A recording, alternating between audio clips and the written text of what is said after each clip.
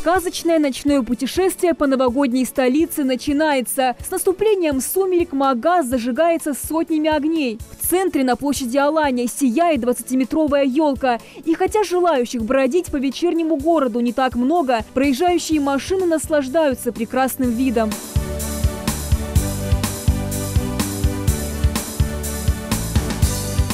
31 декабря для тех, кто не хочет сидеть дома в эту волшебную ночь, ожидают народные гуляния с играми и конкурсами, танцами, песнями не только в столице, но и в каждом уголке республики.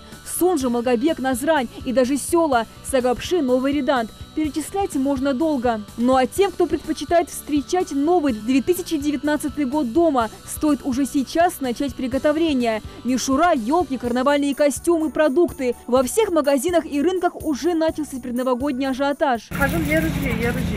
У Хади Аушевой самый белоснежный прилавок. Женщина в роли доброй феи превращает девочек в принцесс. Пышные платья, туфли, перчатки, диадемы. Кстати, у всех в приоритете только один цвет. Основной белые платьишки покупали, потому что вот радость, какая-то вот радость на душе у ребенка. Свои платья учащиеся гимназии Марем приобрели уже заранее. Ведь школьная елка – это не только яркие впечатления и подарки, но и возможность блеснуть во всей красе. Новый год – праздник семейный, но больше его любят все-таки дети. Я люблю Новый год, потому что Дед Мороз дает подарки.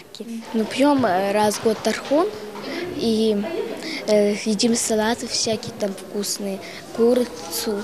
Радостно мы помогаем друг другу, не деремся, а играем.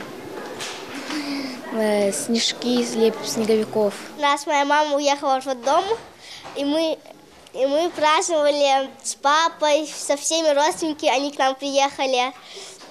И мы пили шампанское, детское. А потом, я так понимаю, мама не одна вернулась?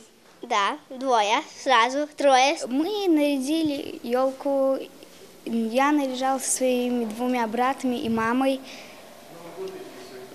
Игрушки мы выбрали еще с прошлого года. И елка у нас не такая высокая. Мне больше нравится, когда мы все ее наряжаем. Новый год!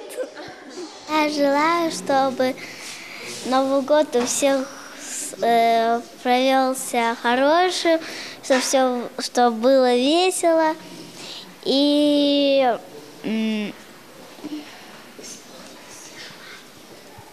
чтобы все желания у них исполнилось. Пока дети ждут свои новогодние подарки, родители продолжают готовиться к празднику. За главным атрибутом Нового года – елкой люди приходят, как правило, за неделю. Такая вот традиция, рассказывают продавцы. Искусственная ель, кстати, стоит дороже, чем живая. Вместо привычных зеленых здесь можно встретить серебристые, голубые и даже сиреневые. Ну а живые елки чаще всего продают вдоль дорожных трасс. Их цены варьируются от 1000 до 1500 рублей, в зависимости от высоты. Особое внимание уделяется и меню праздничного стола. Помимо традиционного оливье, ингуши предпочитают национальные блюда. Бирхалтом, вот, и галушки наши, и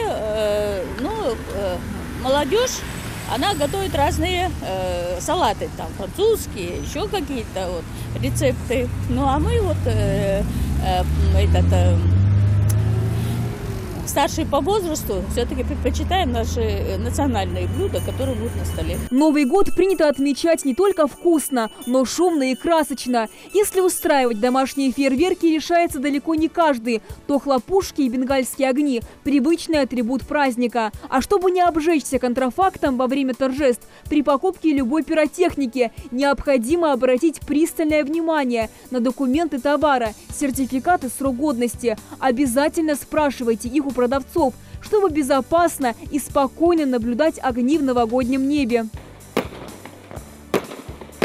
Любители активного отдыха ждут не только на площадях домов культуры республики. Встретить новый 19-й год предлагают и в горнолыжном курорте Арымхи. Номера люкс, стандарт и даже уютные домики для большой семьи. Ну и самое заманчивое – это, конечно же, горнолыжная трасса.